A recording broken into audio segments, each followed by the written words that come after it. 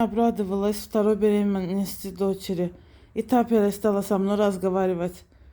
В чем я виновата? Моей дочери 27 лет, она замужем, у них есть ребенок, 11 месяцев. С ее отцом мы развелись, когда дочери было 13. Потом каждый стал строить свою жизнь, и о дочери, признаться, мы тогда оба как будто забыли. Она была трудным подростком, я чувствую вину за это. Позже пыталась наладить с ней близкие отношения, быть рядом, вслушивать, помогать, в том числе финансово. Например, помогла с квартирой.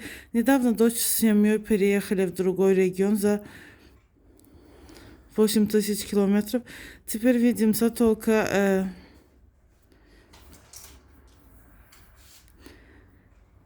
по видеосвязи. Она просила меня переехать поближе, но я пока не готова.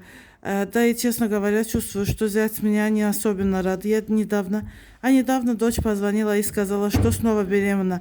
Я растерялась, и первые мои слова были: «Дочь, тебе будет тяжело с твоими маленькими детьми, ведь муж постоянно на работе и в командировках. Я далеко и не смогу помочь». Она спросила, какие варианты. Я ответила, что варианты всегда есть, и все. После этого она бросила трубку, а потом написала много обидных сообщений.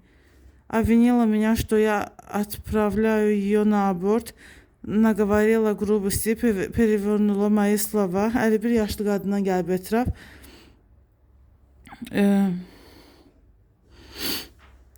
Я пыталась оправдаться, писала. Aile planlamasında Önce iki nəfər müzakirə eləyir, sonra qərar verirlər, nəsə eləyirlər. Belə hallarda isə artıq sənə olan bitən bir şey məlumat verirsə, bu o deməkdir ki, danışıb, proqramlaşıb da, yəni bundan sonraya düşünüb, geriyə yol demir sənə. Demir olar ya yox, sadəcə məlumat verir ki, filan şey belədir artıq. Sənin etirazların nə işə yarayır bu durumda? Я пыталась оправдаться, писала: рожайте, живите, всего хорошего. Она ответила: я на свиноматка, чтобы плодиться. Я сказала: прекрати истерику, дочь, имей уважение и благодарность. В ответ получила уже еще больше негатива. После этого я сказала, что пока она в таком состоянии, я общаться не буду. И ушла в игнор. С тех пор мы обе молчим. Мне очень тяжело. Я постоянно плачу, с трудом смирясь с тем, что они уехали так далеко, что я не вижу внука, а теперь еще дочь злится на меня.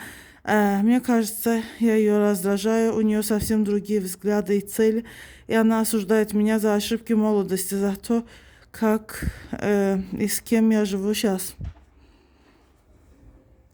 Как быть, стоит ли мне первой идти на примирение, но я не чувствую вину, только обиду. Во время моей второй беременности она измотала мне нервы, и с сестрой у нее сложные отношения.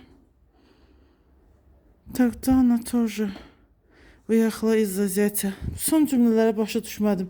Biraz qarışdıram, nə demək istəyir tam anlaya bilmirəm. Tərcüməsini bilirəm, sadəcə bilmirəm ki, nə demək istəyir.